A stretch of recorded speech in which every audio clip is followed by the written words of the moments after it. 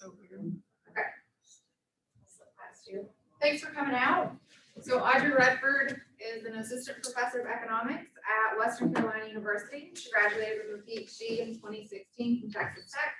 And she's going to talk to us about the unintended consequences of the war on drugs. So thank you for coming to UTC. Yeah, thanks. I'm gonna try to bring this mouse over here so I can advance slides without causing problems. Actually, I'm just gonna use the keyboard because I trust that a little bit more. So thanks for coming. I'm Audrey Redford. I am a professor or assistant professor at Western Carolina University. So we're friends right now, but at 7 o'clock we become rivals because our two basketball teams are playing each other tonight. So we'll keep it lively and collegial right now. But whenever I give some talks, I like to start off with some kind of data, maybe visualizations to motivate why I think this is a really important topic.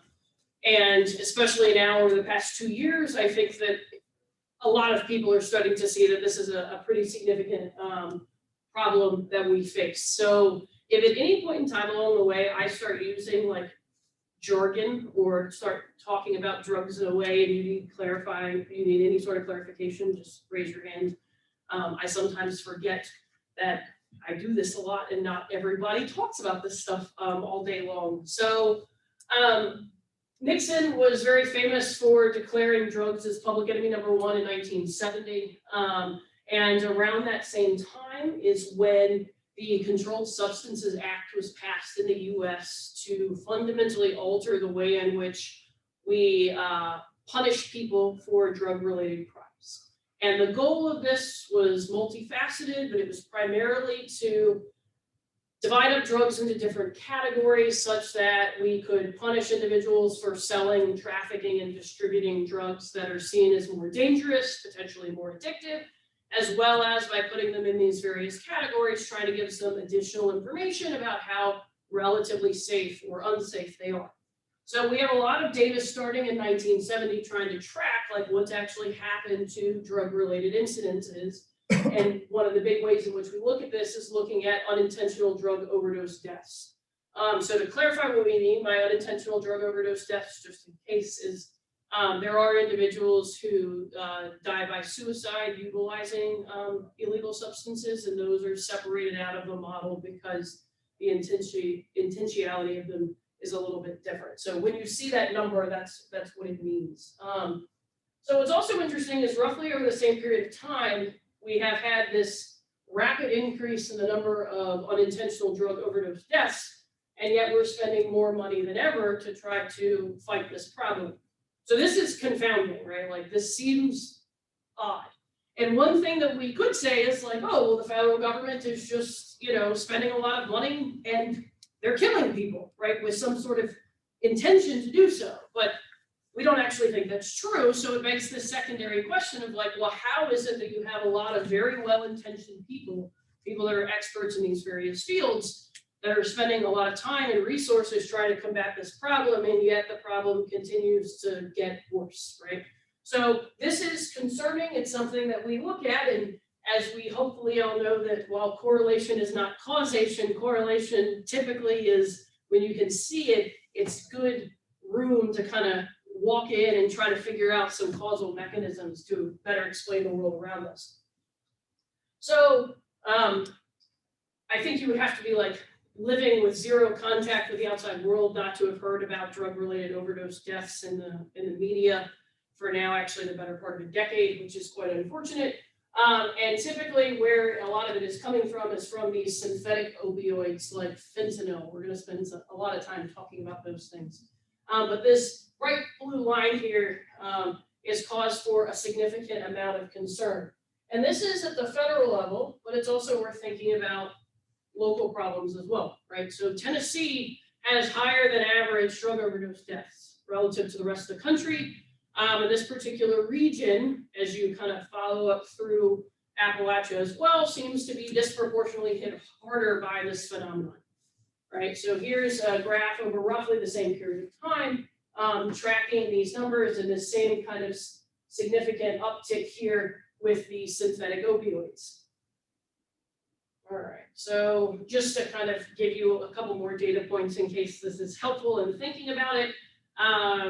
The National Institute on Drug Abuse has these state profiles where they try to track drug-related problems specifically to each state to try to dig a little bit deeper to figure out, are certain regions experiencing issues, let's say, with methamphetamine, while other areas of the country are tackling more of these central nervous system depressants like opioids. And if we start to see some regional differences, can this help us better understand the sources of these problems? But I include this up here just to again reiterate the fact that this is a problem. It is a problem in all of our communities.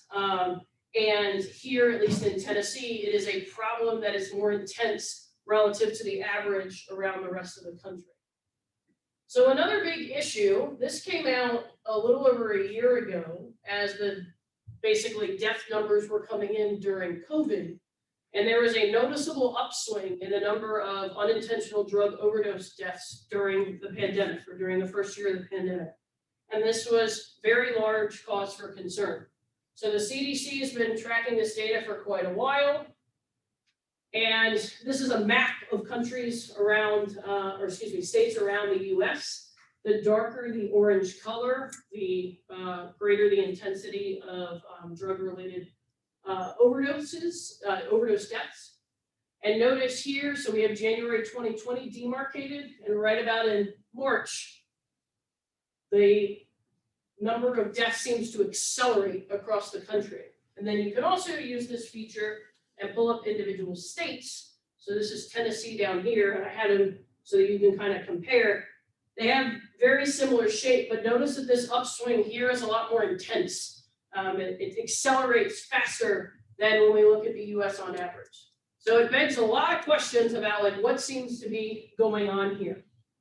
And a month ago, the CDC came out with a report that actually said that fentanyl killed more 18 to 45-year-olds during the pandemic than any other cause of death, COVID included.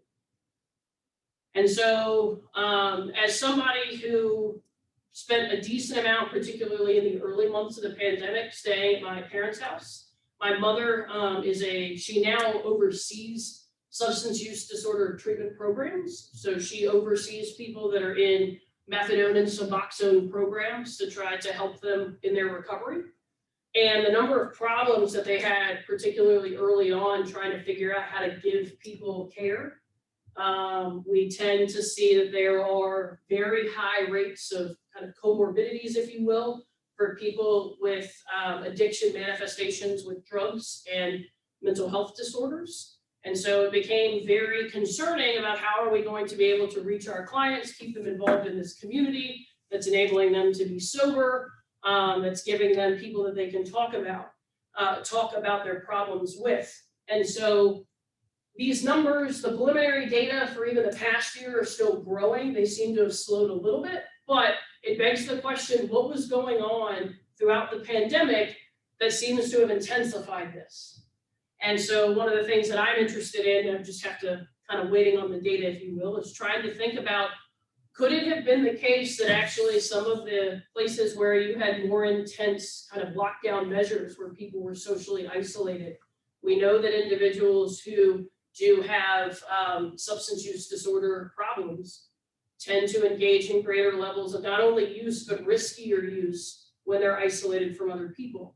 And so this is something that we have to bear in mind when we can run into significant issues with public health while we're trying to manage one very real problem that we might actually exacerbate other problems elsewhere. And how do we kind of mitigate through all of that mess?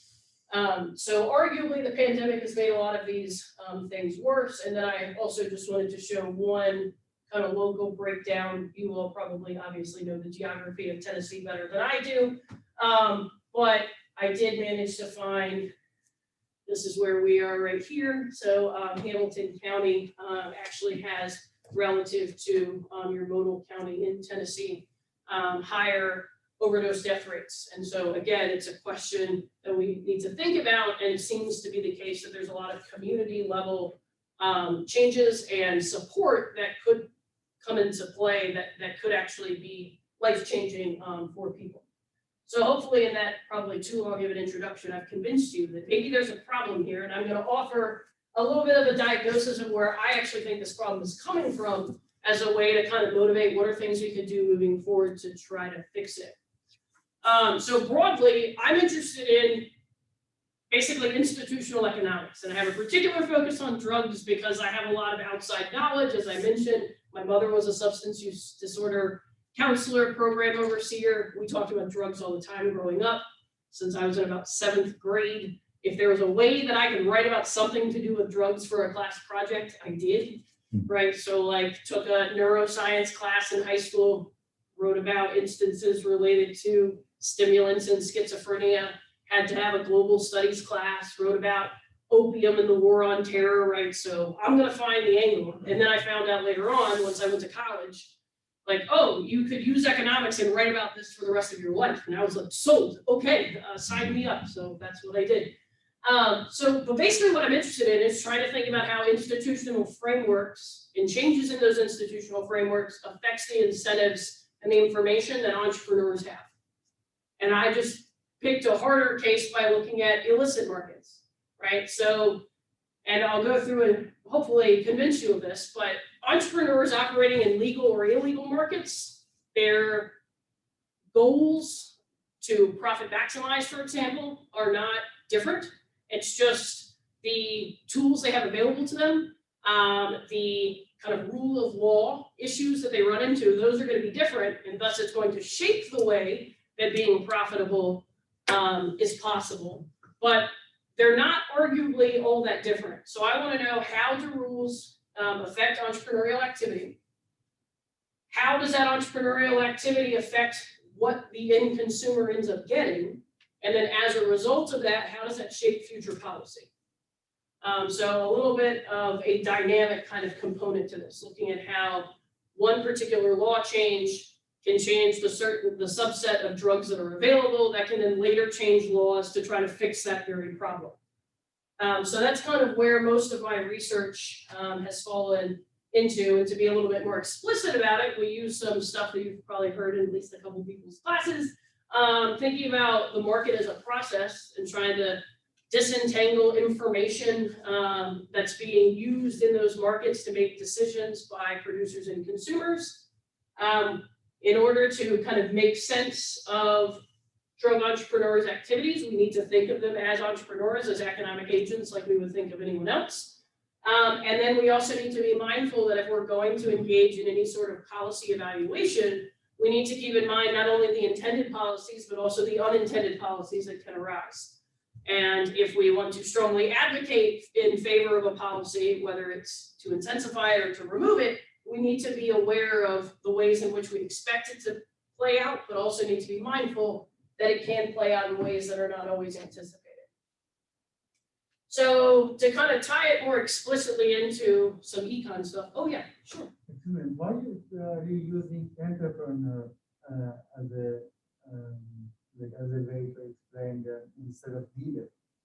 So Instead of what? I'm sorry. Dealer. Oh, yeah. I mean, we could kind of use them synonymously. I guess in kind of using the language of an entrepreneur, I run into issues where a lot of times people will kind of like ignore illegal markets because they say like, oh, well, there must be something totally different about them because they're illegal.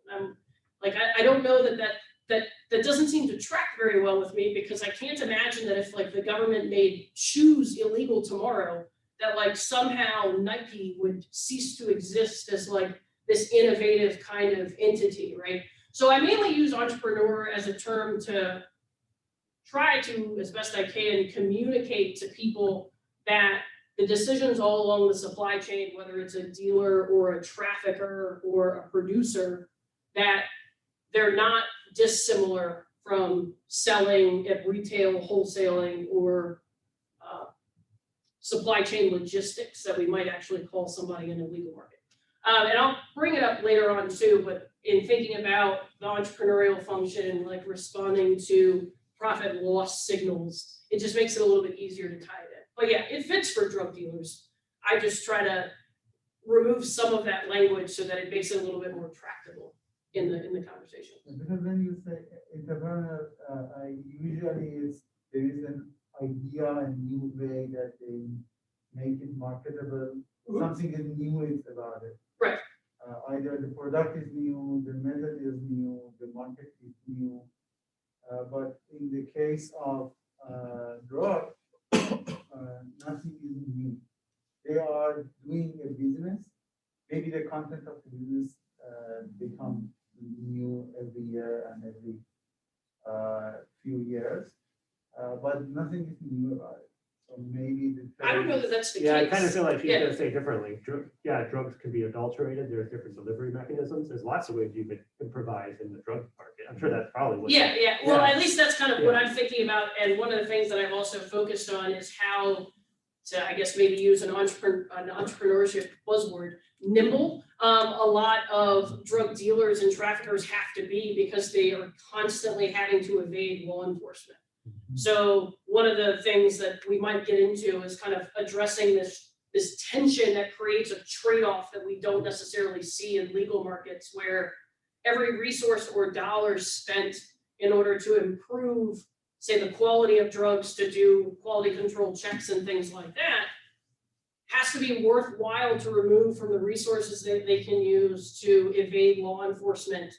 And since evasion of law enforcement is going to be a precondition to remaining in business, they end up having to arguably overinvest in that, and therefore other things that we've kind of come to take as standard get lost. But I tend to, and this brings up, especially for the students in the room, a much richer and larger debate about like how certain schools of thought in economics use words like entrepreneur different. And so I mainly just think of it as like they're individuals responding to profit and loss signals, and they're incentivized to try to improve their standing. So even if it's not necessarily the case that they intentionally create some sort of new product, as long as they're kind of in that pursuit of profit, then I would generally call them an entrepreneur. But yeah, I take exactly what you're saying in terms of we tended to connotate entrepreneur with like these massive innovations. And so I think that is a type of entrepreneurship, but I tend to paint with a broader brush, for better or for worse. And then that'll also bring me into why I found the need to make up a word to explain a concept about what happens if we get this change in products, but we tend to only ever associate innovation with like positive outcomes. And it's, well, what if the process of changing these products in order to evade the law actually makes the products substantively worse? It seems weird to want to call that an innovation, even though like it is a change. So like if former presidents and things can make up words, I can make up words. All right, so let's talk about a couple of things real quick.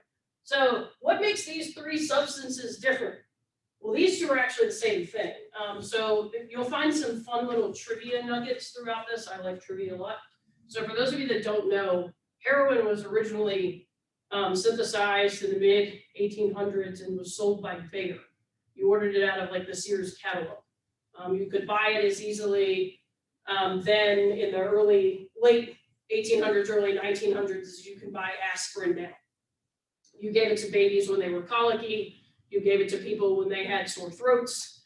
And a lot of times people believe that it actually cured these diseases and ailments, when in actuality what happens is, well, when you suppress your central nervous system enough, you don't feel things. So you believe that, you don't have the sore throat anymore, not because you've actually cured it, but because all the symptoms are gone. So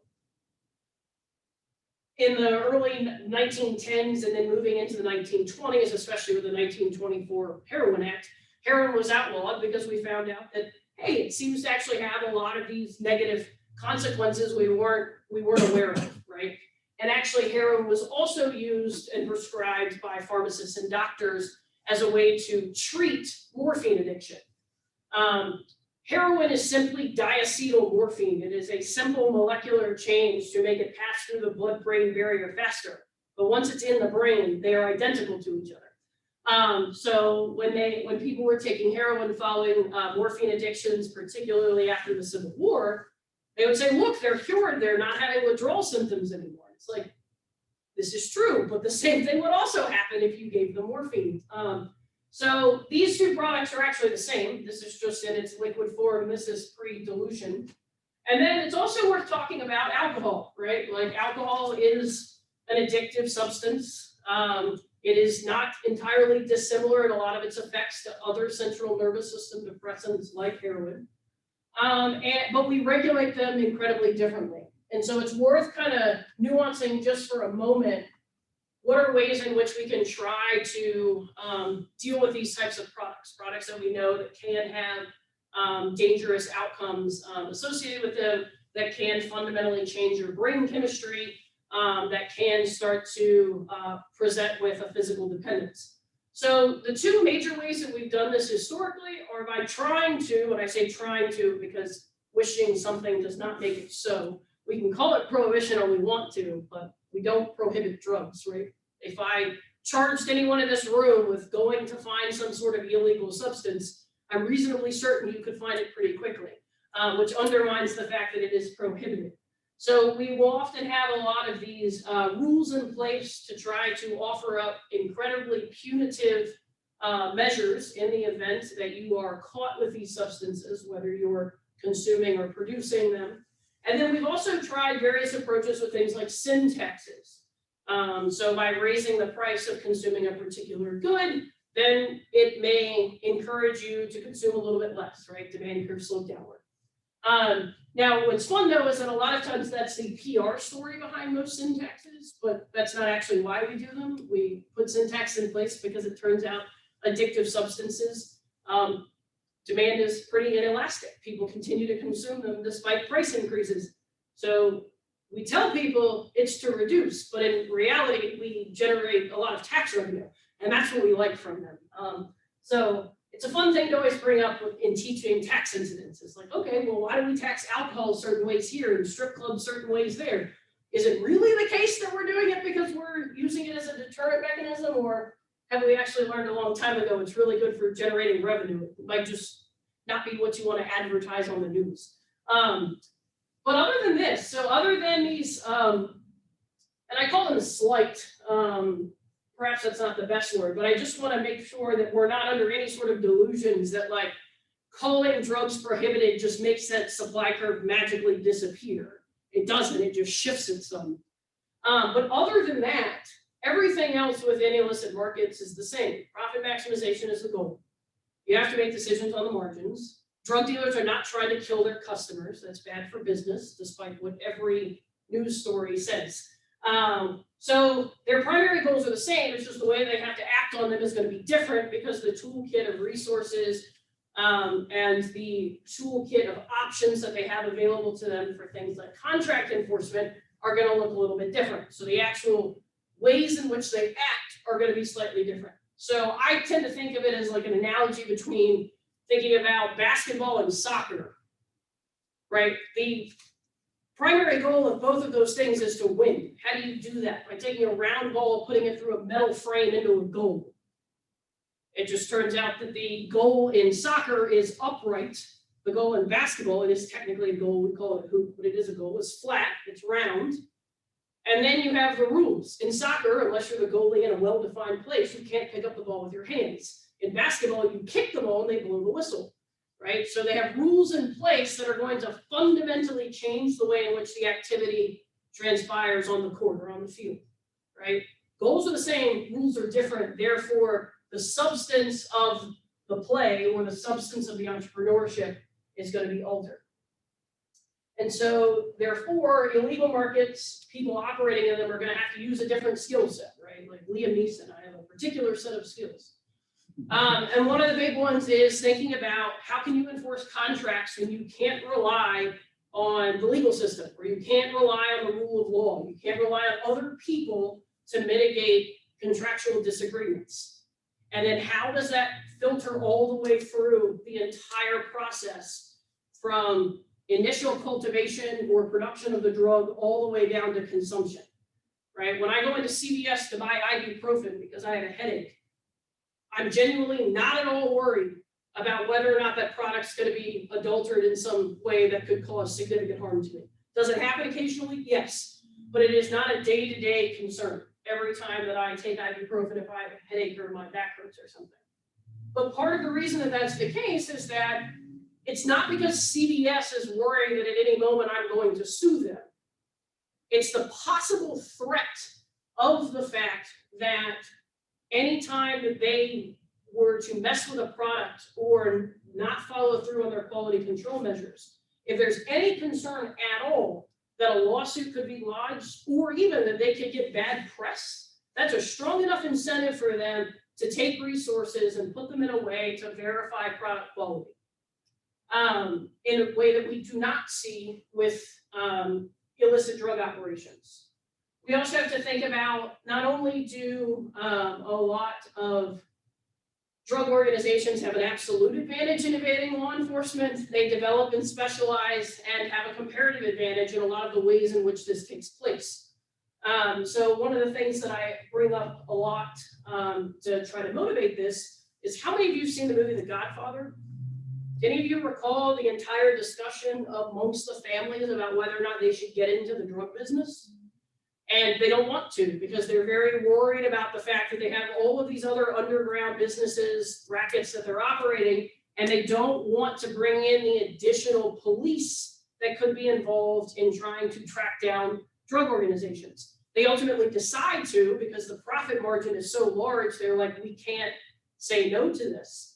But what ends up happening is that you have criminal organizations that have already demonstrated that they are very effective at evading law enforcement because they're running guns, they're trafficking humans, they're setting up illegal gambling rings. They've demonstrated that they're good at evading arrest, and so drugs become another avenue for them to continue to generate greater and larger sums of revenue. So drugs unto themselves actually don't lead to very much criminal activity. It's the criminal organizations that are already engaging in criminal activity that see moving drugs like they would move other products as a profit opportunity, and from that, drugs and other criminal activity become very closely wedded together. And then another aspect that's brought up is just thinking about, well, what's the marginal cost of committing one more crime if the likelihood, if you're caught for the crimes you've already committed, you're going to go to prison for the rest of your life. Right, so that's going to shape the way in which you make decisions on the margin, because the local person who owns a 7-Eleven, if they sell to somebody underage, that one instance could result in their entire business getting shut down. They lose all of their ability to hold a liquor license or an alcohol license ever again. So the marginal cost of engaging in that one particular activity relative to their normal legal life is massive. But if you have somebody who has been a criminal for a significantly long period of time, and again, if they get caught, okay, if you're already going to serve a 150-year sentence, like what's 7 more, right? So you might be more inclined to engage in greater levels of illicit behavior. So they would pull my econ union card if I didn't show at least one supply and demand diagram. So it's relatively simple, but just to point out, demand for most illicit drugs is relatively inelastic. We could probably put marijuana and certain hallucinogens like mushrooms off to the side for a little bit because most of the evidence suggests that those demand curves look quite a bit different. But I point this out for 2 reasons. The first reason I think is going to be the most obvious, but it also bears the symmetry, or the logical symmetry has to go both ways. So when we fight a supply side war in the US, we put additional pressure on the production side. That's where most of the costs come in, whether it's prison sentences, DEA interdiction efforts. They're generally not storming into people's homes when they're consuming the substances. They're coming after people that are trafficking, producing, or selling them. So functionally, what ends up happening is this reduces the supply of those drugs. But if you're reducing the supply along a relatively inelastic demand curve, notice that the goal is to try to reduce the number of drugs that are being used. But because the demand curve is this shape, you only get a relatively small quantity reduction. The price increase, though, is pretty sizable. So there are a lot of economists that take kind of different angles as it relates to whether or not our current approach in the war on drugs is effective right? So there are a lot of different ways that we can think about this, but the thing we all seem to very much agree on is that prohibition, if nothing else, makes drugs a lot more expensive. And so if we think that it's also the case that there's going to be certain subsections of the population, particularly lower income individuals, who are going to be, due to various problems in their life, fewer opportunities, if there's even some evidence to suggest that they're going to be slightly more inclined to involve themselves in these markets, we're talking about pretty sizable price increases that are going to eat up large percentages of their budget. So it's not entirely unsurprising that people who use a significant amount of meth on a daily basis don't always have all the resources available to them to ensure that they have good oral hygiene, for example, right? So like the concerns about things like meth mouth are not because like meth is somehow magical and does things to your teeth. It's usually because the amount of money that's literally being, no pun intended, eaten up by their drug use is not left over to work on other things. If meth mouth were real, anybody with an Adderall prescription should also have some really messed up teeth, but we don't see that. So we end up creating these kind of additional profit opportunities for those sellers that have demonstrated that they're very effective at evading law enforcement. So they have to endure a cost of doing illegal business. It's highly profitable for these drug entrepreneurs, conditional on them being able to remain in business. We kind of cast out the marginal producer in favor of these more entrenched organizations that have these much larger networks to be more effective at evading law enforcement. So we end up kind of getting these more concentrated industries, if you will. So that's why whenever there are problems related to certain drug cartels in Mexico, for example, they cause some very significant problems. It's like if Walmart went out of business, right? So like it can cause a very big tension in the entire supply chain of these goods.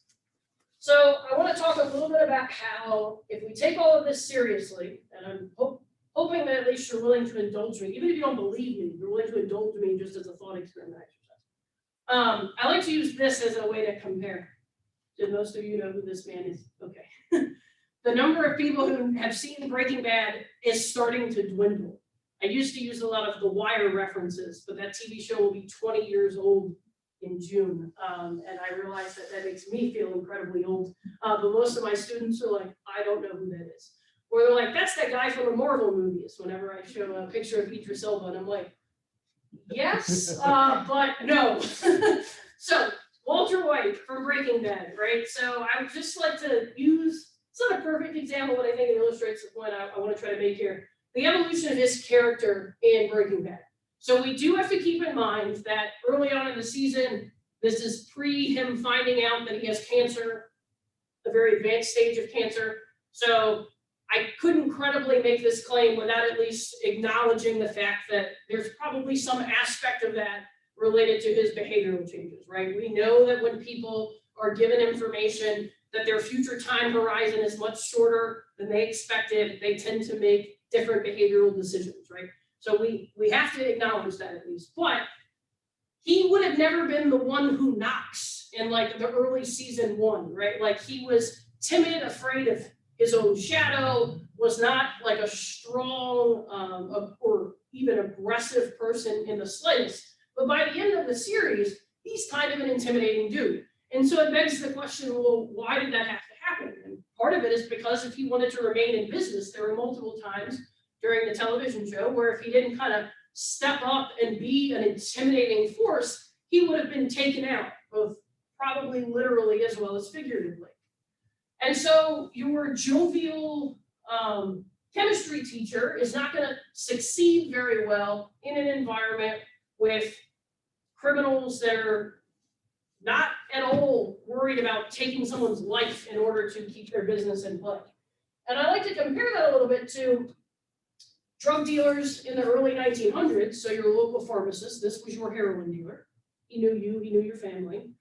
He knew what other drugs you were taking, could give you a lot of advice. He also did come with early 1900s science background, right? So we can't completely ignore that. So he might have told you to give heroin to your colicky baby, but he at least had some insight where he could give you a lot of additional information. Now, most drug deals, if they happen in person, and aren't just random packages you buy off forums online that magically show up at your house through USPS, and it is USPS. The federal government likes to send a lot of strongly worded letters to like UPS and FedEx, saying like you need to do your due diligence because we think you're involved in trafficking drugs. But if you randomly ask any drug dealer, they will never send them through private companies, because when you ship through private companies, you sign a document that says at any point in time, they can open the packages that you're sending if they believe they're involved in criminal activity. USPS cannot do that. They have to have a warrant. So every time I see one of those, it just makes me really mad. I'm like, everyone knows this is not a lesson, right? So please don't like take that totally out of context. Where some crazy woman from Asheville told me that if I'm going to send drugs, I should do it through the post office. But most drugs that are shipped around the country are shipped through USPS because a warrant is required to search them. So shipping aside, most of your drug transactions have become significantly more anonymized over time. There's a lot of incentives to not really know who you're selling drugs to and to not have them know you. Because if something happens where, let's say, there was a bad batch sold in this transaction, now in approximately 18 states, there are laws in place called drug-induced homicide laws, where drug dealers can be charged with up to second-degree murder if you overdose on a product they sell you. So the more anonymized this transaction is, the harder it is that if this transaction results in an overdose, that the person selling the drugs is likely going to be caught, right? So they want to remove themselves from the situation, which also begs a lot of, or asks a lot of questions about how does this incentivize potentially even riskier drug use behaviors? People using drugs in isolation, people not being able to check as cleanly where they came from. And could this have some bit to do with why we're seeing so many of these overdose deaths that have been common over the past few years? Another thing I want to talk about, kind of related to this, is potency. So this is your Allen application of the talk. So the easiest way to kind of graphically demonstrate this for comparative purposes is marijuana, but marijuana is definitely not the only product where this is true. Just with marijuana, we have a known non-psychoactive component, CBD, that we could also track levels of. There are a lot of beneficial aspects to many of the drugs that people illegally use, such as cocaine, meth, and heroin. It's just, that doesn't come across as well in press releases when you talk about the fact that there might actually be merits to using these drugs, but they're very much entangled with the psychoactive ingredients, so it's been harder to track them over time. But if you look here, once we started tracking CBD levels in marijuana, that's remained pretty consistent. Now granted, this graph does stop just before 2010, and we know they're all over the place. I think we passed like 12 on the drive here from the hotel. Places selling CBD everywhere, right? So like CBD has exploded as this product that people are interested in. But it is kind of interesting to see that during the late 80s and all through the 90s, the CBD content remained unchanged, while the THC level of most marijuana that people were buying and selling was growing very intensely. And so it begs the question, why? Is it because people just wanted the marijuana that was gonna like knock them out and make them sleep all day? Well, when surveyed, it turns out that most people, when they want to use recreational marijuana, yeah, sometimes they want to melt into their couch, but a lot of times they just kind of want to do something fun. And so it suggests that there might be something else at play other than just this structural change in demand. So what I'm going to put forward is that part of it is a trafficking issue. So these are a few different creative ways in which people have found to move drugs into the US. Let's see. These are stuffing inside of bananas, pineapples, using baby formula cans, because if you're moving cocaine or heroin, another white powdered substance substituted for baby formula isn't like, could potentially get past guards or somebody with a not so discerning eye. Also, another trivia moment. Have any of you ever noticed that in most grocery stores, baby formula is typically behind lock and key or right up next to the like customer service area, you have to actually go physically talk to somebody. It's because, well, we all know that baby formula is kind of expensive. But that's not the primary reason. The main reason it's up there is because baby formula is actually a very effective substance you can use to cut drugs. So if you have very potent drugs and you want to dilute them down, you need to mix them with something. So just like if you wanted to have a vodka soda, part of what you're doing is diluting per sip the vodka down to something more palatable. The same thing has to happen with high quality drugs, like we'll see in just a minute. So the reason why baby formula is so often used is because for people who intravenously inject drugs, you can inject baby formula into your veins without it causing significant problems. It's also true of baking powder, just less so. So if you've ever wondered why, it's because people steal them to cut drugs. So they had to put them behind lock and key because they were losing lots of money. But another reason why this body packing thing, or excuse me, this smuggling thing is important is because another very common way to do this, especially more recently, is through something called body packing, where either individuals choose to, but most of the time it's not by choice, it's that they're forced into doing it. Typically, women and small children are basically gathered up by various drug trafficking organizations, particularly in Central America, and they force individuals to consume balloons or condoms stuffed with drugs. Because if you were a child walking in across a border, you're not going to be searched like a banana was, right? And they tend to be women and children because on average, they seem less likely to be somebody who's selling these substances. And the reason why this is very important to keep in mind is I believe that this is a 16-year-old girl who was forced to fly on a plane from, I can't remember where in Africa, but she was going to England, and she died on the flight from a drug overdose because one of the drug-filled balloons that she was forced to consume ruptured, right? So there are very real costs of this. Like, yes, it's kind of funny to see a pineapple stuffed with Coke, but this is like the real issue here. And so when we think about the fact that there are existing rule of law problems in large portions of the world where you have these criminal organizations who are very much so taking advantage of the situation, there are huge human costs to this.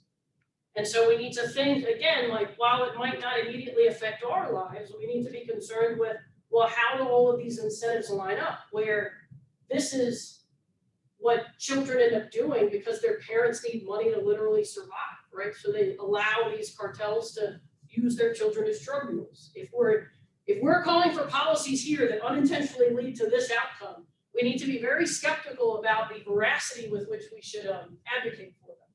So part of the reason why this happens is because of something called the Allen effect. So it's the same reason why so they originally used the apples example. But if we think instead of just a transport cost, if we think about the fact that if an individual was caught selling or trafficking an illicit substance that tests positive for heroin, it doesn't matter how pure it is.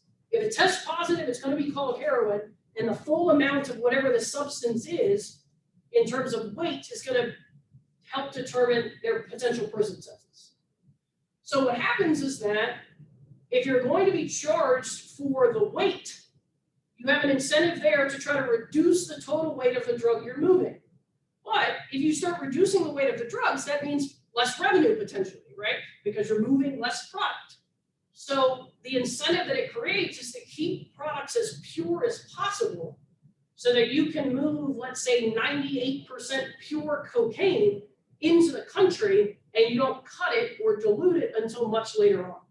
So part of the reason why we're seeing these big potency effects is because when they're seized by the government, they're typically much higher in potency because they haven't been diluted in order to reduce the risk of detection, but also reduce the punitive measures that these traffickers are going to get in the event that they're caught. So it creates a greater amount of places along the supply chain where cutting and potentially adulterating these products could take place, right? So like if you think about vodka, in order for a substance to be called vodka, vodka can be made out of anything. It just has to be distilled into ethanol at 96% pure ethanol, and then it has to be diluted down from there. Tito's like does in-house dilution, but could you imagine that like wherever, I don't know where you all buy your alcohol, if you buy alcohol, but like, could you imagine that like gas stations or like random places, they were doing their own diluting, right? We would have very different amounts, and we couldn't always trust that they were gonna be consistent. That's the incentive structure that's set up here. Tito's wants to make sure they dilute in-house so that they've got product similarity. Not so much here. All right, let me see. I wanted to show you just a couple of examples of other instances where we've perhaps unintentionally encouraged people to engage in more potent drug use. So throughout the late 1800s, early 1900s in several cities, many of which were in California, so San Francisco being the largest, but also in Chicago and New York, there were smoking opium dens where people would go and they would, in a social setting, smoke opium in relatively low quantities. And for reasons not related to actual drug use, but drug use was kind of used as this is a problem, we need to get these out of our neighborhoods. A lot of local ordinances were put into place to shut these down. The problem though was that if people were already using opium and likely did develop a small amount of a physical dependence to these substances, if they can't smoke opium, they're going to channel that to somewhere else. In walks heroin. So there was a huge shift of people moving away from smoking opium into a significantly more potent substance. This behavioral change is not entirely dissimilar from when more recently we've introduced a lot of prescription drug monitoring programs that have made it harder for people who are misusing or abusing, say, OxyContin. It's not their prescription, they're buying it from someone else.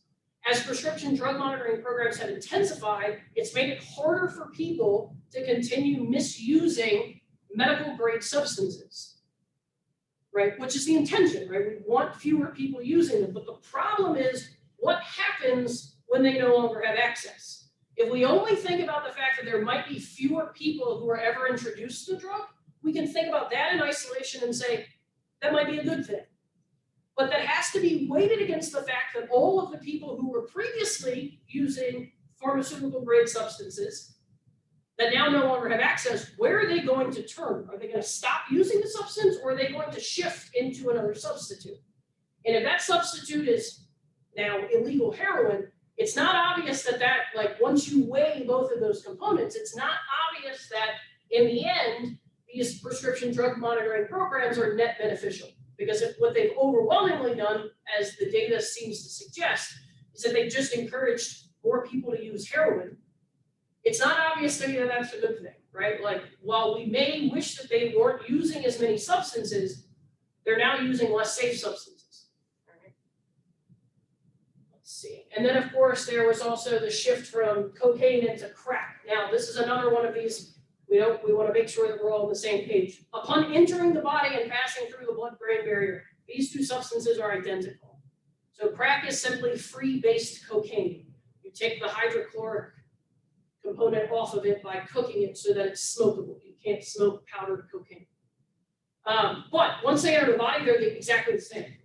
An issue, though, or where there is a difference, is that typically powdered cocaine is either consumed intranasally, so you snort it, or you can inject it. Crack is smoked. And the reason why it's smoked is because your lungs has a ton of blood vessels that expedite passing the drug through the lungs, into the brain, and through the blood-brain barrier. So it ends up becoming, people can get higher faster because they're just using a larger system of blood vessels to do the heavy lifting, as opposed to the inside lining of your nose or your actual bloodstream. So we have encouraged, again, this particular type of behavior as interdiction efforts in the 80s to try to burn down coca fields, significantly reduce the supply of cocaine, to which drug dealers and traffickers responded, well, what are we going to do? And then they found, well, what you can do is you can take even smaller amounts of cocaine, turn them into crack, and now they can be smoked. And then it also turns out it's a lot more affordable to people who couldn't previously afford the powder form. All right, in the interest of time, I do want to talk about one quick aspect of this related to the current fentanyl crisis, and then I will stop talking, so that you can ask me questions. So back to the reason why I made up a word, and related to the title of the talk. So while I was in grad school, part of my dissertation was looking at how that 1970s Controlled Substances Act that I mentioned at the very beginning changed the way in which we prosecute drug crimes. But it also fundamentally altered the incentive structure for entrepreneurs producing substances in these markets. And so what I wanted to do is I wanted to talk about that. I wanted to talk about, in the early days of the fentanyl crisis that we're currently experiencing, how there were these alarming similarities. And it seemed as though we hadn't learned anything in the past 40 years. So, very long story short, this act put drugs into 5 different categories, Schedule 1 through 5. The lower the number, the more punitive the measures will be if you're caught with those substances. And the scheduling criteria is based off of, is there an accepted medical use according to the US federal government? What are the accepted safety standards, and does this have a high potential for addiction? So for those of you that have ever been curious, why is marijuana a Schedule 1 substance? It's because at the time in 1970, the federal government did not recognize any medicinal uses for marijuana. Is there a huge problem in the fact that we're basing laws off of 1970s science and like they're forever tied to that? I would say so. But one of the issues is that as soon as a particular drug doesn't have an accepted medical use, the hurdles you have to go over to test if there are any future medical uses are extremely high. It was only until, 2 or 3 years ago that a university other than Ole Miss could actually cultivate marijuana legally for the purposes of performing experiments to learn more about its medicinal uses, right? So that's why it's a Schedule 1 drug. The government knows it's not that addictive. It's just it doesn't have an accepted medical use. Cocaine, methamphetamine, they do. So cocaine is actually still used in some surgeries, particularly eye surgeries, when they need to isolate the nerves in your eye, but they also need to make sure you can't feel it.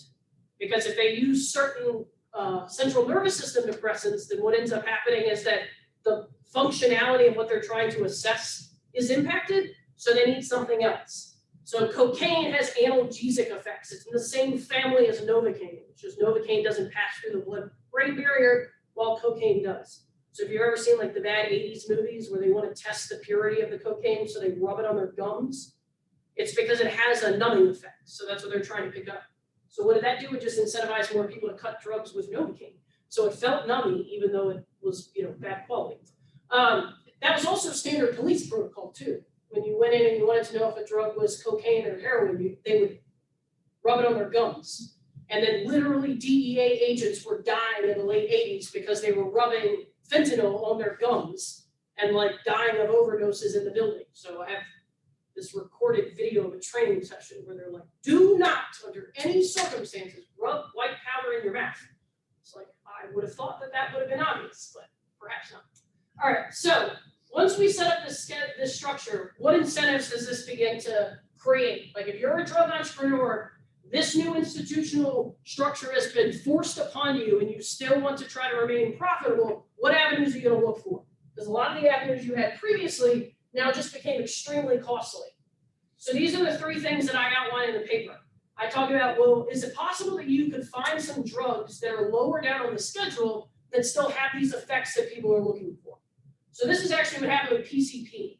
In the 70s, late 60s, early 70s, nobody used PCP. It was referred to as like a trashy party drug because people wanted to use other amphetamines. But as soon as other amphetamines, MDA, and then its analog later on, MDMA or ecstasy, those were the things people wanted to use. Nobody likes PCP. But you can actually look, if you go and plot the data, you can see that after 1970, when PCP is treated very differently because it's in the 3rd schedule, suddenly PCP use begins to increase again. And then the federal government says, whoopsie daisies, it turns out that stuff is like really not so safe. So they then had to reschedule it back up to Schedule 2, right?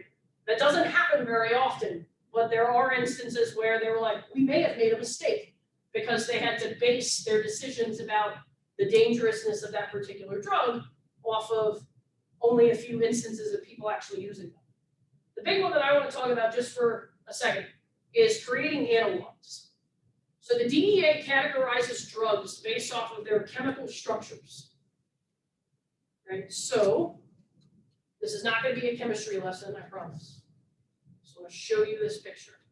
See, I got all this like, let me show you all the evidence, all right? So these three molecules are three different drugs. And notice the only difference is this piece here. So for acetylfentanyl, that's missing. And for butylfentanyl, there's an added component, right? So the chemistry necessary to change between these three drugs is very minimal. Almost to the point where, if you weren't paying close attention to what you're doing, it's very easy to try to make this drug and accidentally make one of these other two. So this poses a problem, or perhaps a very large incentive. All of these drugs are sold as fentanyl, or China White when we had the first fentanyl crisis in the 80s. They're all sold as fentanyl on the street, and most of the time nobody knows which one of these that they have. The problem though, is that let's say that they outlaw 3-methylfentanyl. That is outlawed, but if you can find a slight chemical change to it, where you technically alter the molecular structure, it still has similar effects, but you're technically not breaking the law. This sets off a massive series of incentives to try to slightly alter drugs that are already on the schedule so that you can get the effects customers are looking for, but not technically break the law. But here's the problem, or one of the many problems. I shrunk it down for you. So fentanyl is a Schedule II drug that's in a hospital. If you've ever been under general anesthesia, you've consumed fentanyl. This is not what people are using. People are using these substances, but notice, fentanyl is 50 times as potent as heroin. You have hospital-grade fentanyl. If you inadvertently make parafluorylfentanyl by mistake, it is not that hard to do. You're now selling a drug that's potentially as potent as fentanyl or 2 times as potent as fentanyl. Or if instead you accidentally make 3-methylfentanyl, now we have a range of fentanyl that could be up to 2,000 times as potent as heroin. And if everybody's calling all of these substances the same thing, the consumer doesn't have enough information to adjust the dose. If they knew this substance that someone's giving is 2,000 times as potent, then you just need to dilute it. Just like if you were at a party and someone served you Everclear because they ran out of vodka, you could make the adjustment because you have the information. But buying these substances, whether it's online or from people, is a lot like, this is the analogy I think of. Imagine you're walking into a store to buy alcohol. All of the alcohol is in sealed glass bottles and they're all clear. And you know that in that space, there's anything ranging from like club soda to some malt liquor beverage, maybe some hard seltzers, crappy like Aristocrat vodka, Belvedere, Ciroc, Tito's, Everclear, and straight ethanol. They're all being sold and you just have to guess which one's which. The upshot, at least, of alcohol is that once you open it, you could smell it and you could probably get a lot of information there, right? Ethanol has a particular smell, so does Everclear. They smell very different than club soda. And then the other aspect too that I think cannot be underemphasized is that typically since we consume drugs orally and we ingest them, if your body feels as though you are being poisoned because you've drank so much, you have an evacuation mechanism. You can throw up the alcohol. That's why when people have alcohol poisoning, they get their stomach pumped. It's the body trying to evacuate what it sees as doing harm. For drugs that are injected intravenously or smoked, there is no evacuation mechanism, right? So these are instances where it's not people going out intentionally trying to cause themselves harm. They're operating in a space where they don't have the relevant information.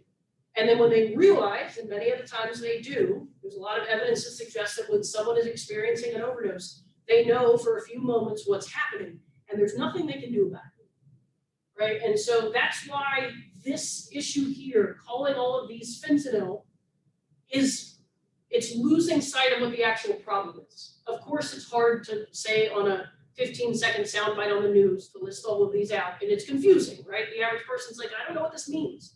but it is at least important to keep that in mind, that it's not just people are stealing hospital-grade drugs. It's they're operating in a space where, and these are the known ones, these are the ones the DEA has actually found and tested. There's hundreds of other ones out there that we don't know about because we haven't caught them yet.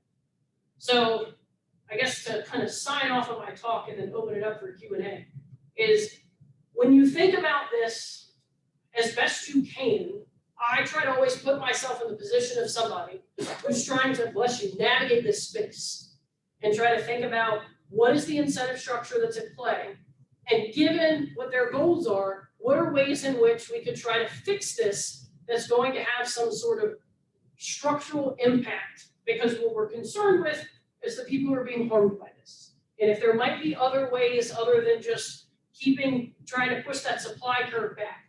But we've been doing that for a while and it doesn't seem to be working. So maybe we should try moving something else, or incentivizing people with chemistry degrees to be the ones to make drugs. Or perhaps, just to be provocative, the world would be a better place if you could buy heroin at Walmart. All right, so with that, I went over my talking time, but we have time for Q&A. Does anyone have questions or comments? Yes. So Audrey, thank you. Can you tie this back to the beginning of the talk and the increase in fatalities during COVID time? So I take it not more consumption, but worse quality. And if it's worse quality, what drove that decline in quality? That's a really good question. So part of my speculation is that there's been a shift towards fentanyl and away from heroin, because even pre-COVID, but it's intensified during COVID, is that fentanyl is an opioid. It is a synthetic drug that you make in a lab. You do not need to grow anything in order to make it. In order to make heroin, heroin is an opium derivative. It's an opiate. You had to actually grow poppy in the ground, cultivate it, and move it through that process. So as interdiction efforts have increased, there's a strong incentive to try to minimize the amount of opium fields you have if you're working in this space where you're cultivating these products, because they take up a lot of land. If they get burned down, your crop yield for 6 months is destroyed, but it also increases the likelihood you're going to be found. So these are cheaper to make, and they can be made in things like mobile labs or clandestine labs. So my speculation is that part of what's happening with the level of product variance that we have evidence of during COVID is that there was a sharper turn into people trying to make these in labs, because a lot of cross-country border international trade was shut down during COVID. So legal shipments, but most shipments of illicit organizations trying to move drugs in, they try to take advantage of legal movements, right? So either by people coming in, so if the borders are shut down and you can't internationally travel, then people that were previously smuggling drugs from somewhere else can't get them in the country. And then if there are fewer transactions coming across, let's say, the Mexican border, or a lot of times drugs are moved into Canada and then they come down into the US, if those are basically halted because we have concerns about transmission of the disease, then when people are turning to look for options, they're going to try to start making more of it here. It's also the reason why they actually think that, so meth use was on the uptick. Usually opioid and meth use, if you plot them, they're like counter-cyclical. So when a lot of people die from opioid deaths, you tend to start seeing an increase in meth use. And then when meth use deaths start to increase, then people are like, those are dangerous, I'm going to go to the other thing. But we're now seeing a significant uptick again in meth use, and we're seeing domestic meth use more often because it doesn't have to travel across the border. So that's what I suspect it is. Do I have like hard and fast evidence that I could publish tomorrow? No. But I'm hoping that as we get more of this stuff over time, that's kind of the trends that we're seeing. Were you able to see changes in prices? I haven't seen any of that data yet, and part of me would be a little bit skeptical of it. But one of the nice things, well, many nice things about like the dark web, is that a lot of that stuff, if there's a ledger of it, you can find pretty nicely. But no, I haven't seen any firsthand myself.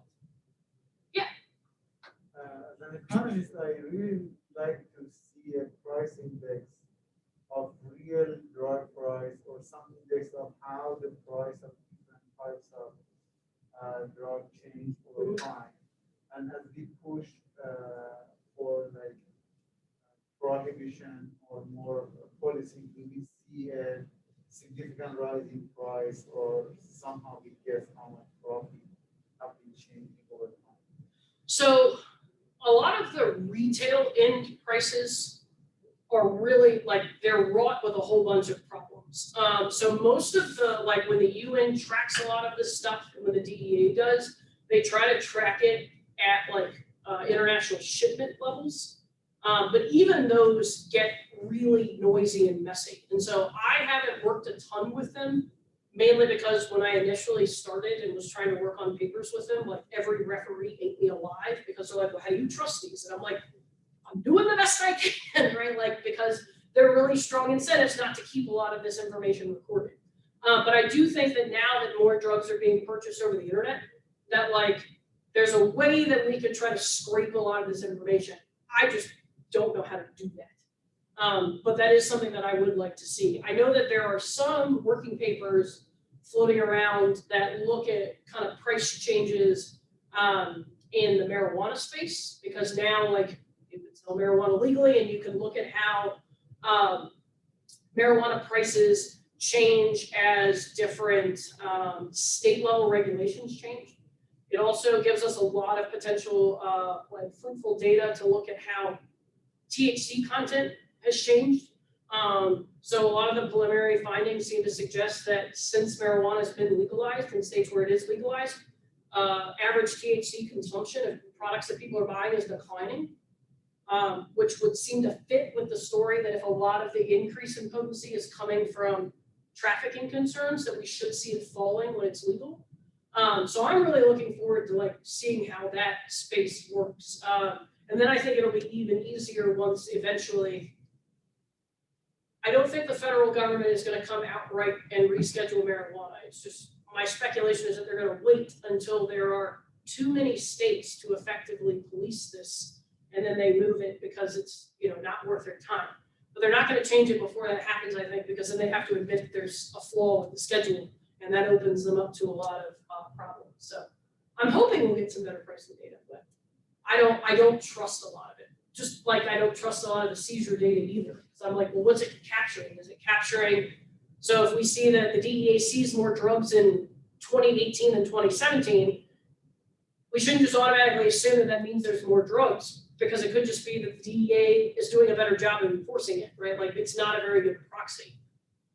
So if any of you decide to go down the academic route, while I find it really interesting, I would encourage you to think twice about working in illegal market spaces, because a lot of the things that you rely on for data and stuff like that to do well to publish, you can't trust most of it. So it's frustrating a lot of the time, but I think all the more reason why we should. Has the literature come up with a proxy for some of these measures of volume of transactions or number of entrepreneurs or any kind of, is there, are they using any rules of thumb there or what? So I know like the UN and a lot of the, like their committee on drugs and drug safety uses some of those things. Like they have a few different measures, but most of them still like rely on seizures and number of drug busts and things like that. And it could just be that I had like really mean reviewers way too early on, but I'm like so skeptical of like all of that stuff now. But no, I haven't found any good ones where I'm like willing to stake a lot of reliability in them. But what will also be interesting is now that Oregon has technically decriminalized possession of all substances, that could get interesting too.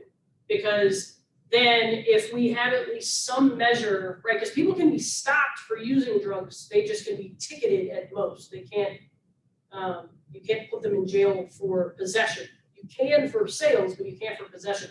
So I'm wondering if like some of these small scale changes might actually shed a little bit of light. But I tend to think, and I know at least for those of you that are familiar with Carl Hart, he's the psychopharmacologist at Columbia who's written a few books on kind of dispelling some myths about like drug use and that addicts will do anything to get drugs.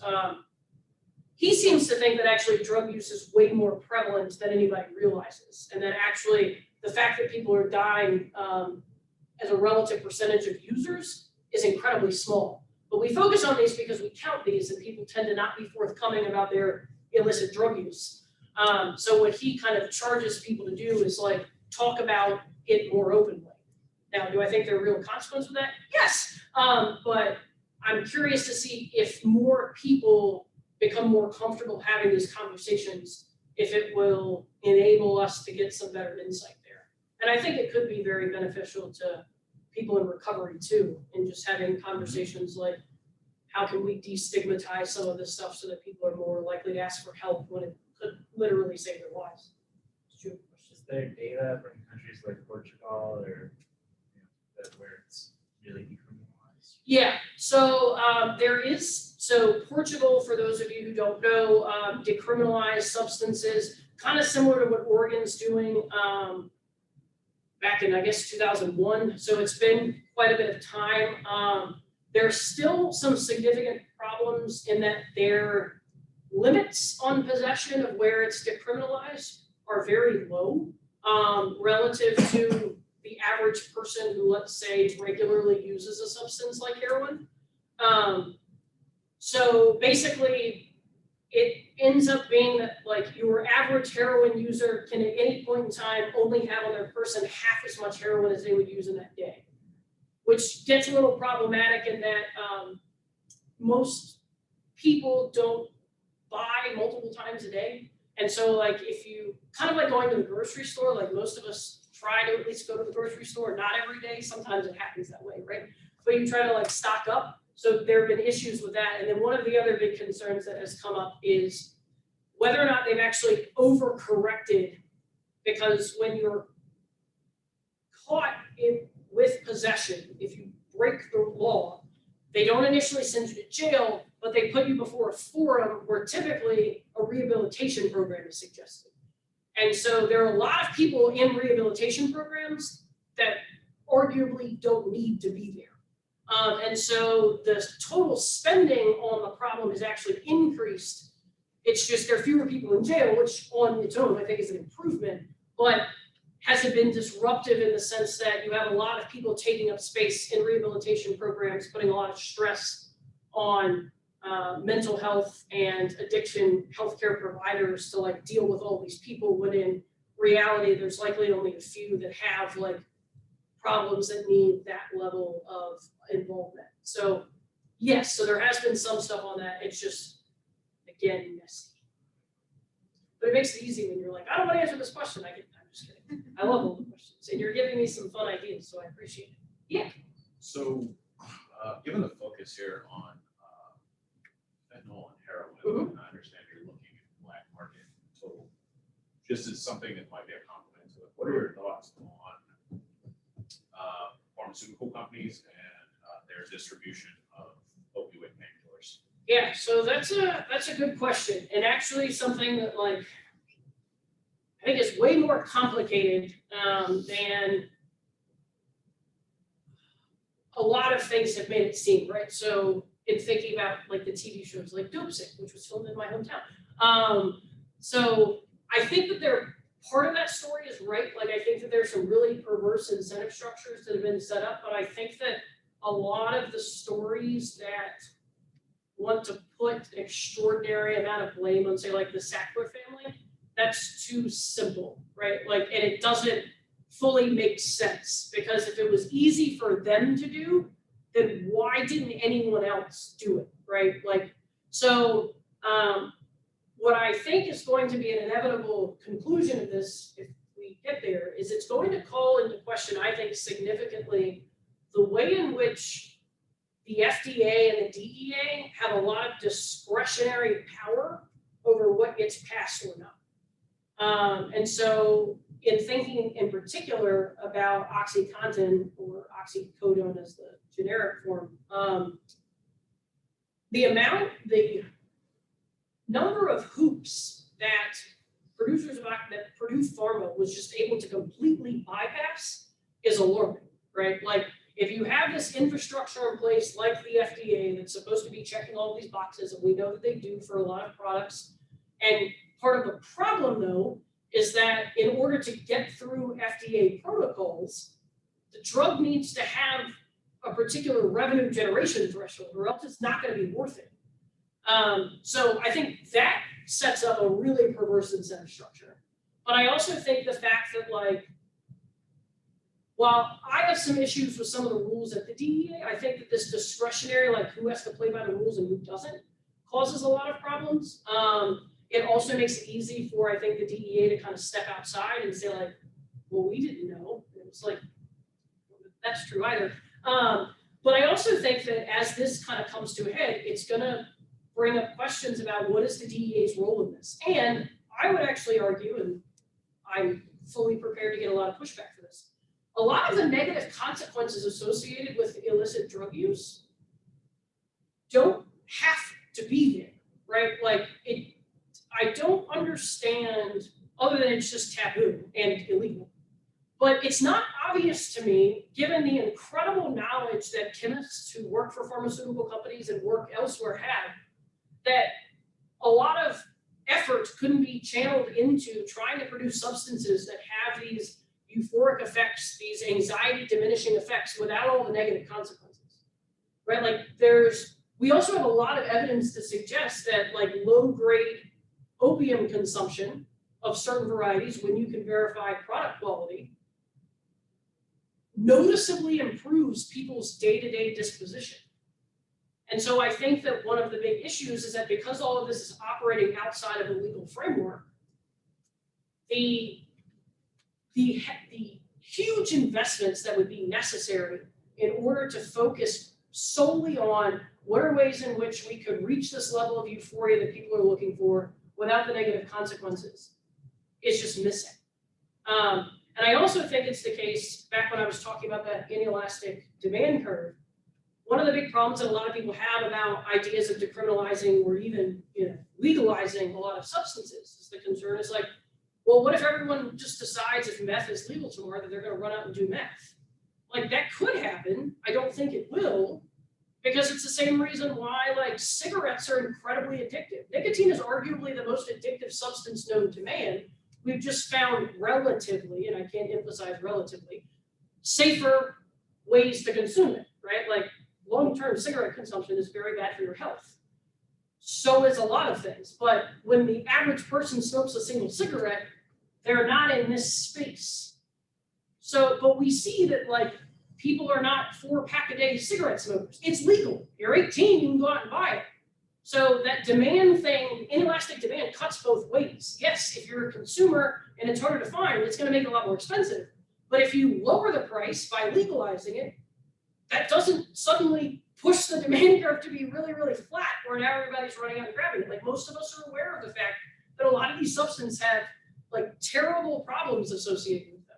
So giving people a little bit more autonomy and or trying to think seriously about are the reasons why people begin misusing these substances legitimate. A lot of times they are. A lot of times it's, again, trying to cope with other mental health concerns.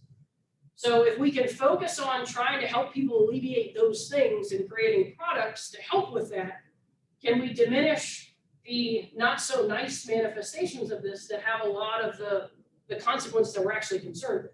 Most of us don't care if people experience euphoria, or at least like, I hope not. Right? I want everyone to be happy, right? But if it comes at a really high cost, the cost is what we want to try to minimize. But that could be up for debate. Any other questions? Yeah, so if you have questions you don't want to ask aloud, we can chat afterwards too. So. Are you answering Zoom questions? How much does regulatory capture come into play in these prohibitions?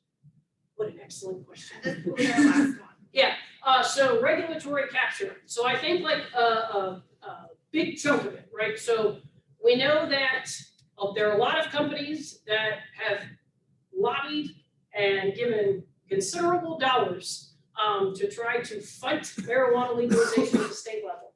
And it turns out they tend to be lobbying groups that work very closely with Lilly, Pfizer, GlaxoSmithKline, and a bunch of other pharmaceutical companies that have a vested interest in trying to reduce the number of substitutes for their products, right? So there's some evidence to suggest that people who regularly smoke low levels of THC marijuana tend to not need to take as high of a dose of antidepressants, right? So I think that there is a big issue, less with, I think, regulatory capture explicitly, at least as of right now. I think that door is wide open as more states legalize marijuana, and once this becomes a federal issue where there's going to be a lot of oversight. But we do see it a lot in the contributions to try to block marijuana legalization. Philip Morris was, or Altria now, was a pretty large contributor until they realized, like, wait a minute, we actually do have a comparative advantage in this. So they stopped lobbying against that. They started pushing against vaping instead, and then bought up a lot of land throughout states like North Carolina and Virginia. So if you actually look at the land buying behaviors of Altria, there are several counties outside of Richmond where I grew up, so this is why I know this. They're just holding. They're waiting for legalization to happen. And so they kind of stopped that fight, and they're actually trying to lay some groundwork. I do think another area where we see some of this is in the banking industry. So there's been a lot of pushback about how to deal with marijuana sales.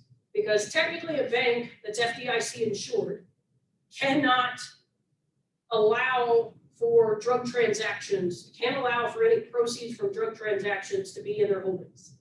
Because you're violating federal law, and so it can't be federally insured. So it has created some perverse incentives where there are now credit unions that exist that are not FDIC insured in certain states, but now they've tried to pass various laws to limit their competition. So like it created kind of like, I think it fits into the motivation. You have these credit unions that pop up to serve a need, but then as more conversations have happened about, well, maybe we should back off of these federal regulations, they're like, no, wait a minute. We want to keep our customer base, because if they go back to Wells Fargo, then like they don't need us anymore. I guess everywhere and always, once you find if you have a slightly government protected market, you'll spend a lot of money to make sure that you keep it protected.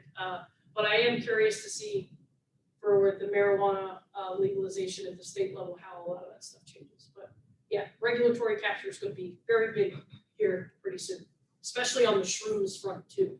There's been a lot of that talking about psychedelic legalization as well as MDMA. That's been another one, because MDMA is technically in the public domain now. So it will be very interesting to see how that manifests as it keeps going through FDA trials, and they've now moved to a wider experimental group than just veterans.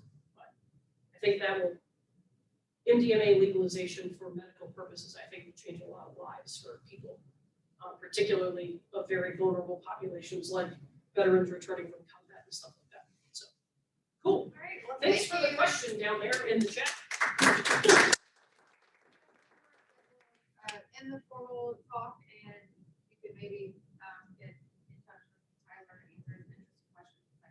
Okay. Oh, yeah. Okay. You should read Michael Pollan's book, so it's like, All right, well, thank you. all right, thanks, guys. Thanks for coming on a Wednesday. Better than a Friday, I guess. Opportunity cost is definitely lower on Wednesday than Friday. Yes. Yeah, so that was actually part of the timing. So It's like, you wanna come up with a winner? Yes. Let me see where Redford